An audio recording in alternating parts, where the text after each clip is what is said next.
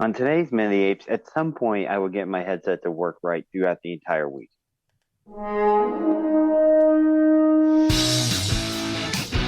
your stinking paws off me, you damn dirty ape! The divine found. The only good human is a dead human! Where there is fire, there is smoke. The minute of the apes. The minute of the apes. The minute of the apes. The minute of the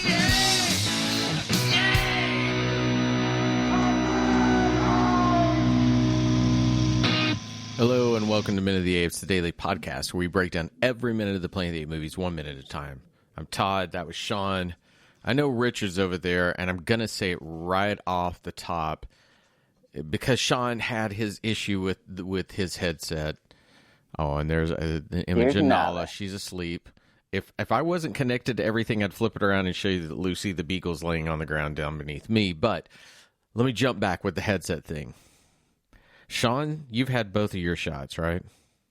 Yes. I've had the J&J shot, which I'm now 1 week in, so I have one more week until I'm quote-unquote protected. Richard, you've had one shot? Well, is that really how that works? The J&J has you have a period of time before that actually, you get protected? Yeah, it's Well, it's the same thing with the Pfizer. You're 2 weeks after your second shot is when you're supposedly... Yeah, it's basically about a 2 week I didn't realize period once your body gets everything. And so I've got roughly 1 week to go. But Oh, I didn't realize that. There you go. so you've had one shot? I had the Pfizer on Thursday of this last week, and so on the April 8th, or in 2.5 weeks, I'll have the second shot. So then 2 weeks after that. After that, I did not know Yeah, that. it takes about 2 a weeks 2 week after period. that, we can all get together. That's yeah. why you can have it. 2 weeks you wait, you get the next one. 2 weeks you're protected. Okay. I say that because I was just downstairs making my coffee, and I thought, God, I miss just being in the room, just shooting back and forth. So we're roughly looking about 3 weeks, and two things happen. We can all be in the room shooting back and forth, and I never have to worry about Sean's headphones again crapping out on us. Well, I guess We're looking about 4 weeks. 4 weeks, yeah. Okay, 4 weeks. About a month, yeah. Okay, so roughly four to 5 episodes from now, depending on how our schedules work out, we can all get together and record again. And can we do it at Zeus? We can. I miss being at course. Zeus. Well, wait, we'd have to do it on Tuesday night. Okay, we can make that happen. I mean, Sunday, we can do Sunday mornings. We would just have to be out by noon. We can easily do that. Anyway, Okay, yeah. that's a little housekeeping, and it was just really the idea that I sure would like to be in the same room with you guys. I see your two microphones sitting across from me, and there's no one at them. It's very sad. Aw. Oh, all right. Aw. Enough of that. Let's get to minute 24. Sean, tell us what's going on.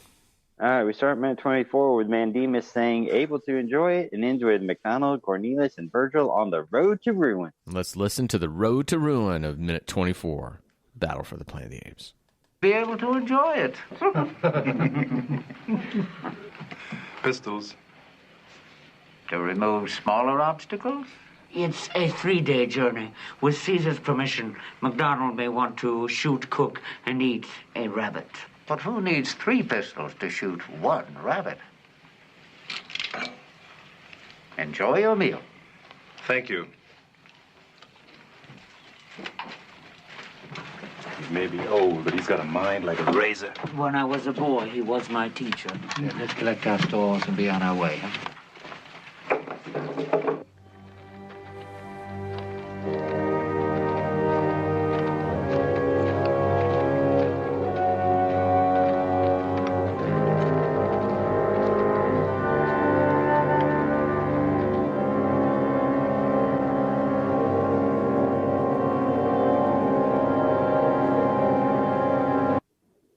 As minute 24, we have a village worth of apes and humans.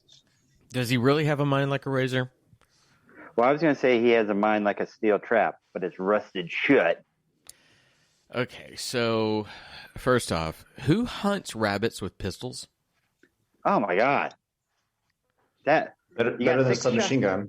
Yeah. I guess so. You blow it away with a submachine gun, but at that point, if you're trying to make an argument for we're going to hunt food, which you're going to need something to eat on a 3-day journey, why wouldn't you ask for a rifle? Why do they even need a pistol? Why is a pistol important? So are they literally showing us the guns in Act 1 to use them in Act 3? Maybe. So that scene in the doctor's office, I went back and looked at it again. The scene in the doctor's office that didn't take place, right, between the doctor, the teacher, and McDonald, right, where they talk about needing the doctor telling them they need a Geiger counter for radiation. The doctor is actually smuggled in a bootleg rabbit, and they're sharing rabbit at the beginning of the scene. Bootleg? Well, like they're not supposed to be eating meat, right? They can't eat meat. So this whole thing later on about the rabbit is a little bit of a callback to that moment that we know that McDonald is eating rabbit, would like to eat meat. But you don't know that from this moment. Instead, we're left with two possibilities. McDonald wants a pistol, and Virgil is trying to cover up why he wants a pistol. But it's a very quick cover-up. Or Virgil and McDonald and Caesar have had this conversation before about McDonald being able to have a rabbit on 3 days on the road because nuts just aren't enough. Like it wasn't. Virgil because he did say that Caesar would have to give him permission for the rabbit. Well, he didn't say have to. With Caesar, he says with Caesar's permission, as if this conversation already happened. The way Virgil's presenting this dialogue, it sounds like this conversation had taken place prior to coming to see Mandemus, not as a cover-up.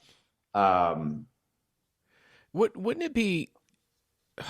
there be more character development where they hand out the weapons and they go to hand Virgil a submachine gun, and he's like, "Oh, I don't want something like that," and then they hand him a pistol. They give him a pistol at that point because it's a little bit more of, I'm not saying a delicate weapon, but it's a little bit more of not as aggressive a weapon. I just don't understand. First off, why did they need a pistol? They've got submachine guns, which again are weapons meant to go to war. I don't fight more from a distance. Yeah, pistol is more close up. And its aim, while you can aim a pistol very well, the things I understand from friends that hunt, they would certainly never go hunting with a pistol. Unless they absolutely had to. Yeah. And you know, Mandemus's retort to remove smaller obstacles, which I thought was kind of clever. I did too. I liked that. I like to remove smaller obstacles. Mandemus is saying he knows that they're using the machine guns for people. Right. I mean, to me, when he says to remove smaller objects, like what are you shooting? Children? What are you shooting that's smaller than a human that a submachine gun can't take? It's just Mandemus is playing a little silly in his or is a little stupid in why he's giving these reasons as they dance around it. Like I don't know. But see, this all would work were we to go back to the minutes before, and let's say Caesar or whoever it is that finally says that there may be humans living in the city, the dead city. Were they to say that we wanted the weapons for obstacles, where there may be obstacles in the way, and obstacles becomes that operative term they keep using, so that when they get the pistol for smaller obstacles, right, something like that. Then this really would have worked. Well, there's this mix. We talk about the sleep eternal and the suicide comment already. If we're saying that the writers were recognizing that this was a kids movie, maybe they couldn't say that they were going to go kill humans. That's why we're dancing around this with obstacles, because they're trying to get a G rating and saying they're going to go blow a bunch of people up. But you can say suicide, but you can't talk about killing humans. I'm just throwing that out there as a possibility. Oh, I know, and I'm just being maybe that's why that Mandemus isn't really that dumb, that he knows what they're going there for. The writers just don't want to come out and say it, because if kids are watching this movie, they want to use guns to shoot people. But this is the fun thing of going to kids' movies with parents. When they talk about films that speak to parents but don't speak down to children, or vice versa. They could be talking about obstacles, and you could have Mandemus give a look like, come on, I know what you're talking about. Those kind of looks a child's not going to pick up on. They're not going to understand the subtext that goes with it. And I think that they could have done an even better job with this obstacle type thing. Even if Mandemus were like, and will the obstacles be armed?